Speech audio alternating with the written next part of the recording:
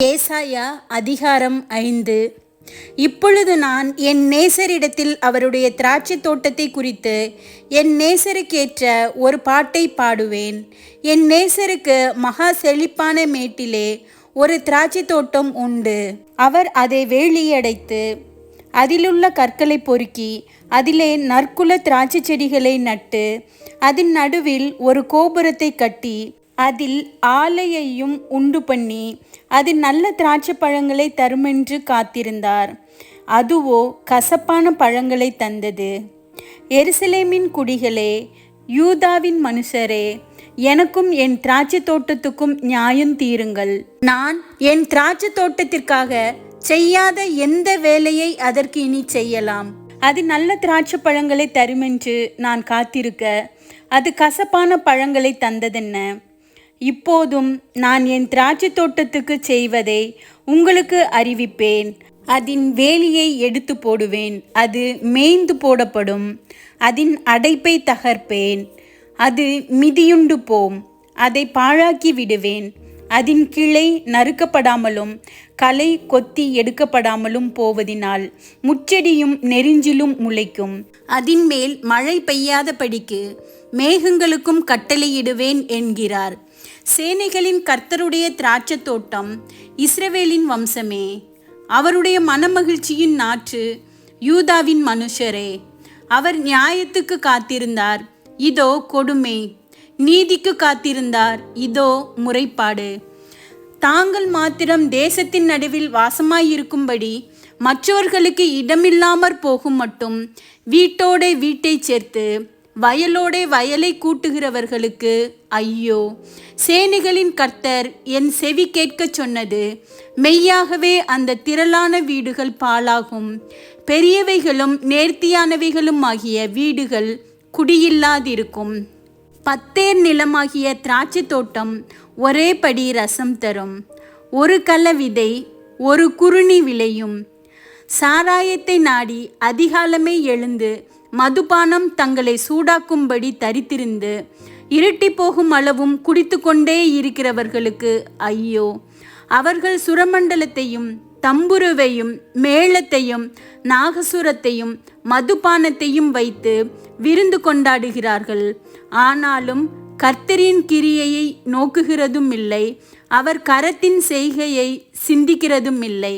என் ஜனங்கள் அறிவில்லாமையினால் சிறைப்பட்டு போகிறார்கள். அவர்களில் கனமுள்ளவர்கள் பட்டினியினால் தொய்ந்து போகிறார்கள். அவர்களுடைய திரளான கூட்டத்தார் தாகத்தால் நாவறண்டு போகிறார்கள். அதிநிமித்தம் பாதாளம் தன்னை விரிவாக்கி தன் வாயை ஆவென்று மட்டில்லாமல் திறந்தது.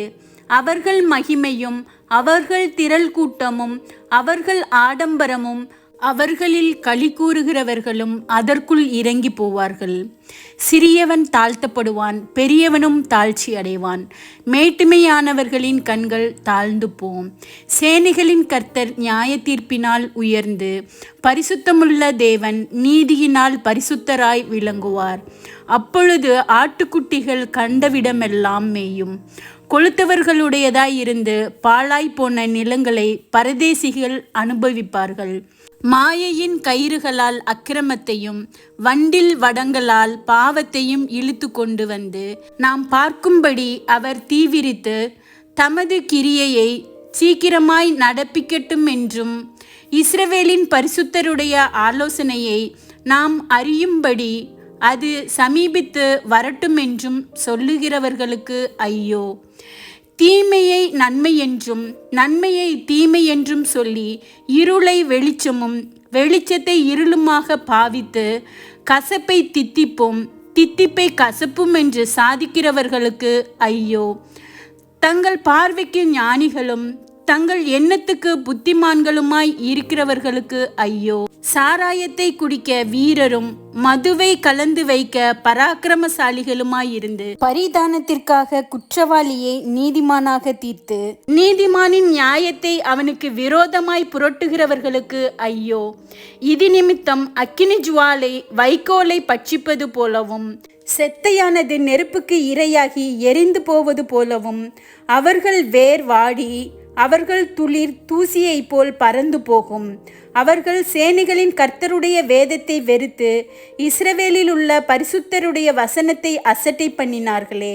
ஆகையால் கர்த்தருடைய கோபம் தமது ஜனங்களுக்கு விரோதமாய் மூண்டது.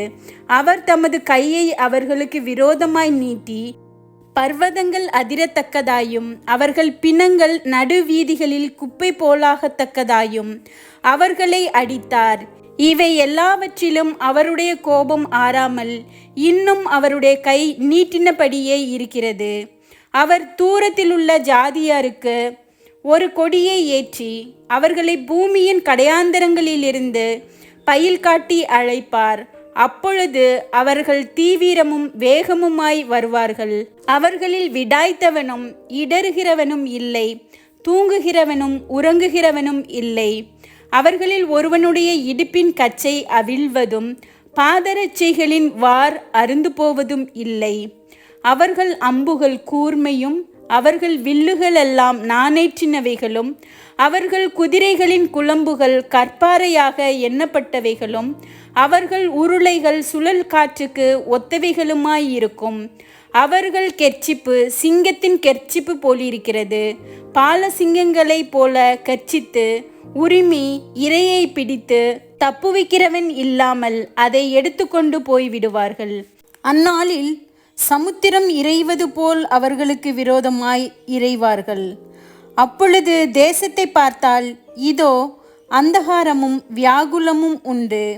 அதன் மேகங்களினால் வெளிச்சம் இருண்டு போம்.